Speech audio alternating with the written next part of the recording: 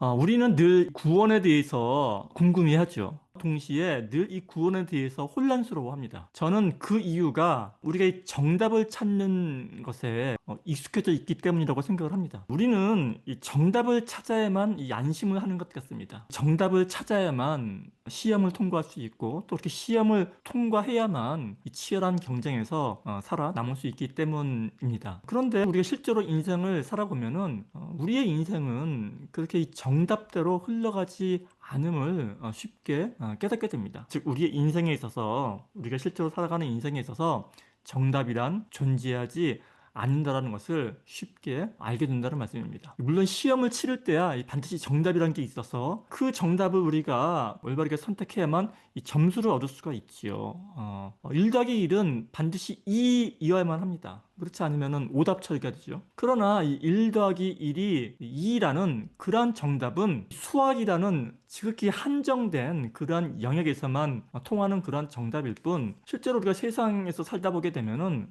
이 반드시 1 더하기 1이 2가 아닌 그런 경우가 수두룩 하게 된다라는 것을 많이 경험하게 되죠. 흔하게 우리가 그 마켓에 가게 되면 세일할 때 1 더하기 1, 1 플러스 1이죠. 이 1 플러스 1만 하더라도 1 플러스 1은 항상 2개가 아니죠. 항상 3개 내지는 4개, 심지어는 뭐 6개가 되기도 하죠. 바꿔 말씀드리자면은 이 시험에서의 정답이란 그저 그것을 정답으로 하자라는 동의가 된 사항일 뿐, 그것이 그 정답이라는 것이 진리 자체는 아니라는 그런 말씀입니다. 예, 정답이 진리 자체는 아니라는 그런 말씀입니다. 여기 중요한 말이 나왔습니다. 정답과 진리. 정답과 진리. 이 정답과 진리라는 이 두 가지 사항, 이 둘은 엄연히 다른 것임에도 불구하고, 우리는 이 평생을 이 정답 찾기 이 시험에 길들여져 있는 우리는, 이 둘을 늘 혼동합니다. 늘 같은 것으로 생각하기 일쑤입니다. 그래서 우리가 어떤 진리라는 것을 찾을 때에도 늘 이 정답을, 시험지의 정답을 찾듯이 그렇게 접근을 하는 것입니다. 그러나 진리는 그렇게 해서 구해지는 것이 아니죠. 아니, 그렇게 구해질 수가 없는 것이 바로 진리입니다. 이 구원 문제를 다룰 때에도 마찬가지입니다. 진리라든지 구원이라든지 하는 이런 이 종교적인 문제, 종교적인 신앙에 관한 문제는 우리의 시험을 치를 때 이 정답 찾듯이 그렇게 접근해서는 안 됩니다. 그렇게 접근해서는 답을 찾을 수가 없습니다. 그러나 우리는 늘 이 구원에 대한 명확한 해답, 이 정답을 찾으려고만 하죠. 이 예수님 당시에도 그랬던 것 같습니다. 그러나 예수님께서는 단 한 번도 구원이란 이런 것이다, 천국이란 이런 것이다, 이렇게 딱 꼬집어서 명확하게 이 정답을 말씀해 주신 적이 없습니다. 예수님께서는 그런 질문이 나올 때마다 매번 전혀 다른 답을 해 주셨습니다. 천국을 묻는 사람들에게 어떤 때에는 이 천국이란 밭이 가는 농부라고 그렇게 하시기도 하고, 또 어떤 때에는 전혀 다르게 이 밭에 감추인 보화라고도 말씀하십니다. 이 포도원의 비유를 하시기도 하시고, 바다에 쳐놓고 이 물고기를 잡는 그러한 그물이라고도 말씀하시기도 합니다. 정말 그냥 그때그때 그냥 그때그때 다른 것입니다. 왜냐하면 그렇게밖에는 설명이 안 되기 때문입니다. 그래서 저는 이 정답을 추구하는 마음, 이 정답을 추구하는 마음에서 벗어나는 것, 이것만이 옳다고 생각하는 그 마음에서 벗어나는 것만 하더라도 저는 이것만으로도 일종의 구원이 아닐까라고 생각을 해보는 것입니다. 무엇이 정답인가? 무엇이 옳은 것인가? 무엇이 선한 것인가를 하나님이 아닌 우리 스스로가 그것을 판가름하려는 그러한 마음에서 벗어나는 것 자체가 일종의 이 구원과도 같은 것이라는 그런 말씀입니다. 이러한 점에 있어서 누가복음에 나오는 선한 사마리아인 교훈은 우리에게 시사하는 바가 굉장히 큽니다. 사실 이 선한 사마리아인 이야기는 이렇게 정답을 추구하는, 선과 악을 스스로 판단하려는, 바꿔 말씀드리자면은 누가 과연 나의 이웃인가를 이 스스로 판단하려는 그러한 우리의 잘못된 태도에 관한 그러한 교훈인 것입니다. 이 이야기는 뭐 잘 아시는 내용이지만은 이 간략히 살펴보면 이렇습니다. 어떤 율법 교사가, 이 성경에 정통한 율법 교사가 예수님께 묻습니다. 선생님, 내가 무엇을 하여야 영생을 얻겠습니까? 라고 예수님께 묻습니다. 이 영생은 구원이죠. 그러니까 이 율법 교사는 지금 구원에 대해서 묻고 있는 것입니다. 예수님께서는 이렇게 답해 주시죠. 율법에 뭐라고 기록되어 있느냐? 네가 율법을 어떻게 알고 있느냐? 이 율법 교사가 대답하여 이르되 마음을 다하고 목숨을 다하며 힘을 다하고 뜻을 다하여 주 너희 하나님을 사랑하고 또한 내 이웃을 내 자신과 같이 사랑하라 하였나이다. 너 이미 다 알고 있구나. 가서 이를 행하라. 그러면 구원받으리라. 이렇게 아주 간단하게 대답을 해주시죠. 그러니까 기다렸다는 듯이 이 사람이 이번에는 이렇게 묻습니다. 그러면 선생님, 그러면 예수님, 내가 선을 베풀어야 될 내 이웃은 누구입니까? 라고 되묻습니다. 저는 성경의 이 부분을 읽으면서요, 사실 젊은 날에 제가 떠올랐습니다. 젊은 날 정말 교회 열심으로 다닐 때 제가 떠올랐습니다. 왜냐하면 이 질문이 바로 저의 질문이었기 때문입니다. 성경을 보니까 그 핵심은 정말 이웃사랑인 것 같은데, 이웃사랑이 그 성경 내용의 핵심인 것 같은데, 근데 가만히 생각해보면 이 길거리에 도움을 요청하는 노숙자도 이웃이고, 또 TV에 나오는 수재민도 또한 이웃이고, 내가 다니는 회사의 그 직장 동료도 나의 이웃인데, 그래서 내가 이 이웃을 사랑해야 하는데, 그런데 나의 몸뚱아리는 하나고, 나의 시간과 나의 월급은 한정되어 있고, 그러면 이 상황 가운데 도대체 내가 어떻게 해야 그 이웃사랑이라는 계명을 온전하게 실천했다고 자부할 수 있는지 도무지 가늠이 되지 않았기 때문입니다. 아마도 예수님께 이 질문을 한 그 율법교사도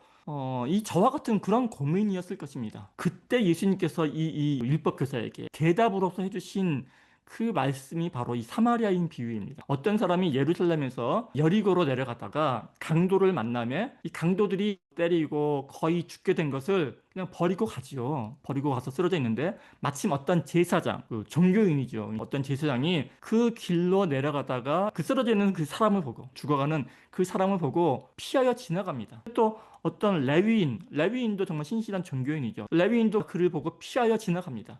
그런데 어떤 사마리아 사람들은 유대인들은 거들떠도 보지 않는 그런 하찮은 사람들인 거죠. 근데 어떤 사마리아인이 그 사람을 보고, 쓰러져 있는 그 사람을 보고 불쌍히 여겨 가까이 가서 그 상처에 기름과 포도주를 붓고 싸매어주고 주막으로 식당으로 데리고 가서 돌보아 주고, 이 사람을 돌보아 주라. 비용이 여기서 더 들게 되면 내가 돌아올 때 갚으리라 하였으니, 예수님의 지금 비유 말씀입니다.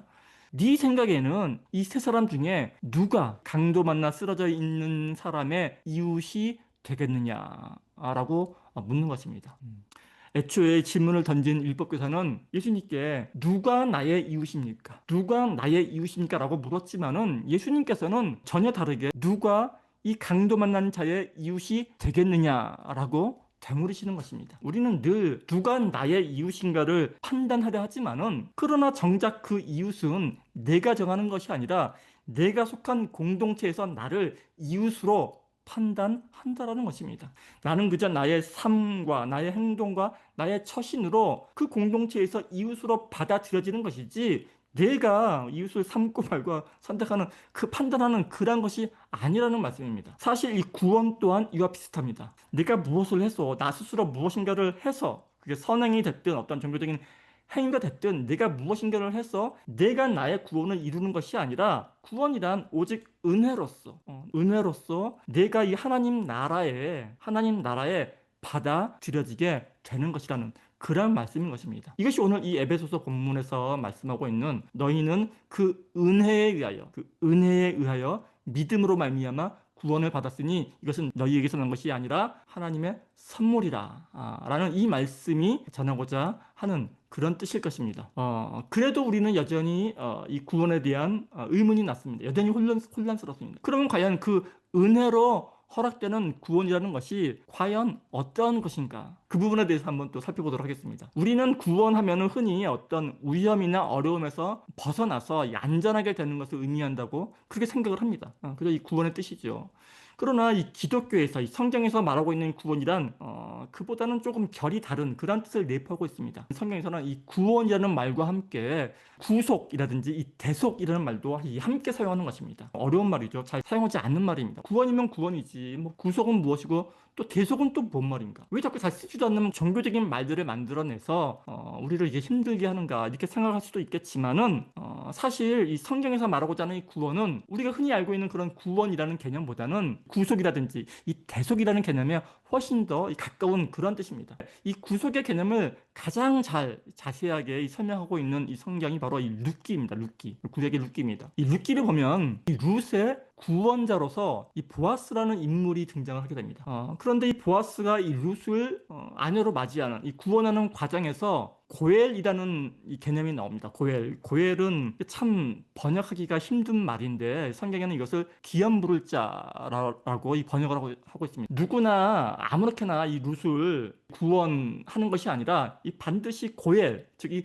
기업 물을 자격이 있는 사람이어야 한다라는 것입니다. 그래서 이 룻기의 그 끝부분에 보면은 보아스가 이 룻을 마음에 들어 함에도 불구하고 이 막무가내로 그 룻을 아내로 드리는 것이 아니라 룻의 가장 가까운 친족을 수소문해서 찾아서 그에게 먼저 이 룻을 아내로 취할 의사가 있는지를 확인합니다. 왜냐하면 그 가장 가까운 친족이 이 기업물을 자격이 있는 것이거든요. 그리고 이 룻기의 후반부는 그거를 확인하는 과정이 아주 상세하게 기록이 되어 있습니다. 그러니까 첫 번째로 그 기업물을 권리가 있는 그 사람이 그 룻을 아내로 취할 마음이 없음을 확인한 후에야 비로소 적법한 절차를 거쳐서 이제 여기서는 이제 그 신을 버는 행위로 이제 나타나는데 그 적법한 절차를 거친 후에 그 보아스가 룻을 아내로 취하게 되는 것입니다. 그래서 이렇게 구원받은 룻에게서 이 보아스와 룻 사이에서 오벳이 태어나고 이 오벳에게서 그 유명한 그 다윗의 아버지인 이세가 태어나죠. 그래서 이세의 아들이 다윗이고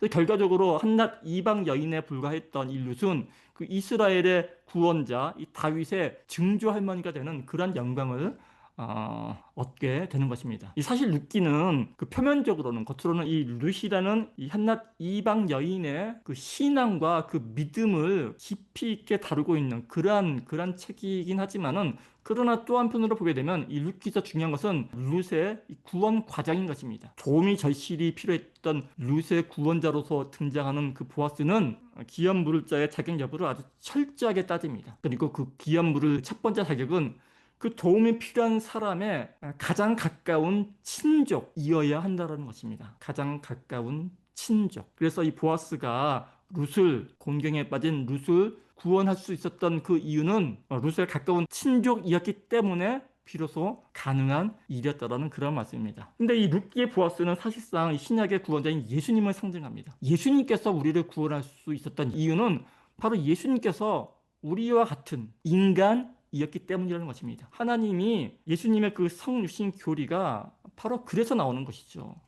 그래야만 우리의 죄를 대신해서 기업을 물을 수 있기 때문인 것입니다. 이러한 관점에서의 구원을 이 성경에서는 구속 혹은 대속, 죄를 대신 속한다라는 그러한 말로서 표현을 하고 있는 것입니다. 구원은 salvation이죠. 구원은 salvation인데 이 구속이라는 말은 영어로는 그 redemption이라고 합니다. redemption. 그러니까 이 말의 동사형이 redeem이라는 말이죠. redeem, R-E-D-E-E-M, redeem. 이 redeem을 하는 사람을 redeemer라고 하죠. redeemer.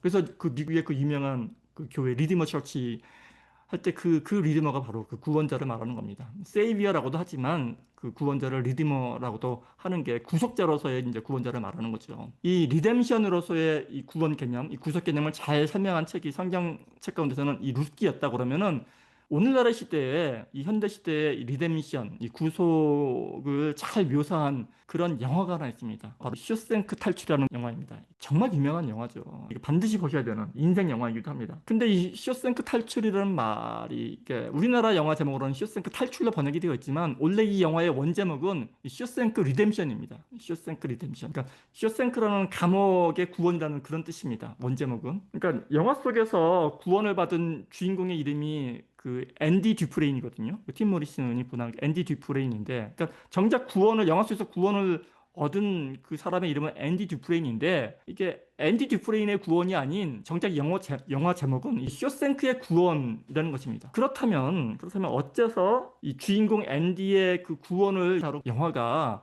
그가 수감되어 있던 그 교도소의 구원이라는 그러한 제목을 가지게 되었는가? 그러니까 이 이유를 한번 생각해 보는 것이 중요하죠. 그 이유를 우리가 올바르게 이해한다면은 기독교 구원 교리의 이 핵심적인 부분을 우리가 보다 더 알 수 있을 것 같습니다. 이 영화 쇼생크 탈출은 사실 이 자유에 대한 희망을 말하죠. 자유에 대한 희망을 끝까지 포기하지 않는 주인공 앤디 듀프레인이 마침내는 이 교도소를 탈출해서 자유를 쟁취하는 희망과 구원에 관한 이야기이자 또한 동시에 그의 탈출로 인해서 그동안 온갖 비리의 원상이었던 그 쇼생크 교도소, 이 교도소의 개혁이 이루어지는 쇼생크 교도소 자체가 구원받는 그러한 이야기이기도 하다라는 그런 말씀입니다. 그러니까 이 영화는 단순히 한 사람의 탈옥 이야기, 탈출 이야기를 넘어서서 이 보편적인 인간의 구원에 관한 그런 심오한 메시지를 담은 그런 영화라고 할 수 있다는 것입니다. 기독교의 기본 교리를 보게 되면은 그러니까 인류는 단 한 사람의 예외도 없이 이 원죄를 지은 이 죄인이라고 말을 합니다. 저를 포함한 여러분을 포함한 모든 인류는 단 한 사람의 예외도 없이 이 원죄를 지은 죄인입니다. 창세기 때 하나님의 명령을 거역한 이 아담의 후손인 우리 인간은 그 타락 이후에 낙원에서 추방되어서 마치 교도소에 수감된 죄수들처럼 자유를 잃은 채 살아가죠. 세상이라는 감옥 속에서 자유를 잃은 채 살아갑니다. 그러나 우리 인류는, 이 죄인인 인류는 이 세상이라는 감옥에 너무나 익숙해져 있어서 오히려 세상을 벗어나서 이 진정한 자유를 얻는 것을 두려워하며 살아갑니다. 이 영화에서도 보게 되면 이 영화 쇼생크 탈출 후반부에서도 그 여러 죄수들이 나오는데 평생을 50년 이상을 복역을 하다가 모범수로서 이 가석방 되어서 출소한 브룩스라는 그 늙은 죄수 이야기가 나옵니다. 좀도둑으로 감옥에 들어와서 평생을 감옥에서 복역한 사람입니다. 모범수였기 때문에 가석방이 되었는데 그러나 그런 평생을 그 감옥에서 길들여진 탓에 그 감옥 생활에 길들여진 탓에 50년 만에 주어진 그 자유를 감당하지 못하고 끝내는 모텔방에서 그 자살로 생을 마감합니다. 교도소에서 그의 자살 소식을 전해 들은 그 다른 동료들이 의아해하죠. 아니 그토록 원했던 자유를 찾은 그가 왜 자살을 했는지 궁금해합니다. 그때 앤디의 친구 그 레드가 동료들에게 한 말이 굉장히 명대사로 남아 있습니다. 브룩스의 자살을 의아해하는 그 동료들에게 그 교도소 그 높은 담벼락을 이렇게 보면서 이런 의미심장한 말을 합니다. 야, 너희가 볼 때는 저 담벼락이 장애물로 보이겠지? 그러나 시간이 지나면 저걸 의지하게 돼. 그러니까 저는 이 세상 속에 살아가는 이 삶 가운데 이 세상 속에 살아가는 우리 또한 마찬가지라고 생각을 합니다. 이 세상이라는 감옥 속에 이 종신형을 죽을 때까지 있어야 되는 이 종신형을 선고받고 태어난 우리는 살아서는 절대로 이 감옥을 이 세상을 탈출할 수가 없습니다. 그런데 그 이유는 그 감옥이 너무 높다거나 아니면 보안시설이 너무나 완벽해서라기보다는 우리 스스로가 그 자유에 대한 희망을 포기를 하거나 아니면 그 울타리 안에서의 삶에 너무나 익숙해져 있기 때문이라는 말씀입니다. 다시금 기독교 교리로 돌아와서 이러한 이 원죄를 안고 태어난 우리 인간의 구원은 예수님이라는 이 한 인간이죠. 한 인간의 출현으로 비로소 가능하게 됩니다. 온 인류의 시조였던 이 첫 번째 인간 아담이 하나님의 금령을 어겨서 그의 후손인 우리가 온 인류가 죄인의 신분이 되었다면은 이번에는 그 온 인류를 대표해서 십자가를 지신 인간 예수님의 순종으로 인해서 이 모든 인류의 모든 사람의 구원이 가능해졌다라는 것이 바로 이 기독교의 핵심 구원관, 핵심 교리인 것입니다. 그리고 이러한 과정을 통한 구원을 이 기독교 용어로 이 리뎀션, 이 구속이라고 하는 것입니다. 이 구약 성경에 보게 되면 창세기 다음에 출애굽기가 나오죠. 이집트 탈출기입니다. 이 출애굽기는 이러한 기독교의 구원 교리의 근간을 이루는 그런 중요한 스토리입니다. 그런데 이 이야기를 가만히 살펴보면은 이 이스라엘 백성들이 이 애굽을 출애굽하는 데에는 바꿔 말씀드리자면은 그들이 구원을 받는 데 있어서는 그들이 해야 할 것은 아무것도 없었습니다. 그들은 그저 그들의 인도자 모세를 믿고 그를 따르기만 하면 그만이었습니다. 기독교 교리도 마찬가지죠. 구원에 있어서 우리가 해야 할 것은 아무것도 없습니다. 마치 이스라엘 백성들이 모세를 믿고 따르듯 그저 예수님만을 믿고 따르기만 하면 그러면 된다는 것입니다. 그래서 우리가 교회를 가면 예수 천당, 불신지옥, 우리 예수님만 믿으면 천국을 간다라든지 예수님만 믿으면은 구원을 받는다라는 말은 이러한 기독교의 기본적인 교리의 근간 그런 말입니다. 그리고 여기에는 뭐 잘못된 것도 없습니다. 그러나 제가 늘 드리는 말씀이지만 이 말은 기독교의 구원관, 기독교가 전하고자 하는 바의 이 절반의 진리에 불과합니다. 성경은 이 단순히 애굽에서의 벗어남, 애굽에서의 탈출만으로 구원을 설명하고 있지 않기 때문입니다. 이 본격적인 구원, 이 구원의 완성은 단지 이 애굽에서 벗어나는 것이 아니라 이 약속의 땅인 이 가나안에 들어가는 것이기 때문입니다. 그런데 이 가나안 입성, 가나안에 들어가는 것은 출애굽, 애굽을 벗어나는 것만큼 그리 만만치가 않음을 우리는 쉽게 발견할 수 있습니다. 출애굽 때에는 백성들이 할 일이 별로 없었습니다. 하나님께서 10가지 재앙으로 그들을 구해주셨고 하나님께서 친히 홍해를 갈라서 그들을 인도해 주셨습니다. 광야에서도 하나님께서는 고기가 먹고 싶다고 한다면은 메추리 떼를 보내주셔서 배가 터지도록 먹여 주시기도 하고, 물이 없다고 불평을 한다면은 이 반석에서 물을 내주시기도 하셨습니다. 그런데 이 가나안 입성 문제만큼은 굉장히 엄격하게 대하십니다. 정탐꾼을 보내게 하시고 그들 스스로 결단하게 하십니다. 그래서 그 결과로 두려워서 용기가 없어서 가나안 진출을 포기한 그 출애굽 1세대들은 모두 다 광야에서 죽고, 가나안 입성에 대한 믿음을 가진 그들의 자손들, 그 2세대들만이 그 땅을 차지하게 되는 것입니다. 이 출애굽 이야기를 오늘날 우리의 구원 문제와 연관시켜서 생각을 해본다면은 이 구원이란 단지 우리가 이 자유롭게 되는 것에 관한 이야기가 아니라 이 자유롭게 된 이유가 더욱더 중요하다는 것입니다. 영화 쇼생크 탈출에서도 마찬가지입니다. 단순히 쇼생크라는 교도소를 탈출하는 것만이 구원이 아니라는 것입니다. 석방된 늙은 죄수 이 브룩스가 자살로 생을 마감한다든지, 혹은 이 주인공 앤디가 교도소를 탈출하는 것으로 영화가 끝나지 않는 것도 바로 이 때문일 것입니다. 이 성경은 믿음을 가진 자들이 장성한 분량으로까지 자라나야 한다고 거듭 강조를 합니다. 그래서 결국 성경이 말하고자 하는 신앙이란 단지 예수 믿으면은 천국 간다, 교회만 나가면은 구원받고 천국 간다라는 그러한 것이 아니라, 우리가 이 삶 가운데서 정말 성숙한 모습으로 온전하게 장성한 분량까지 자라나는 것에 관한 그런 문제라는 것입니다. 우리의 거듭남이 곧 구원의 끝은 아니라는 말씀입니다. 거듭난 이후에, 중생한 이후에 우리가 삶을 어떻게 살아나가느냐가 더욱더 중요하다라는 그런 면이 숨겨져 있는 것입니다. 우리는 무조건 예수만 믿으면, 교회에만 출석하면 이 구원이 자동적으로 이루어지는 줄로 착각을 합니다. 그러나 절대로 그렇지 않습니다. 거듭남이란 구원의 시작에 불과합니다. 그리고 그 구원의 완성은 우리의 삶을 통해서 이루어지는 것입니다.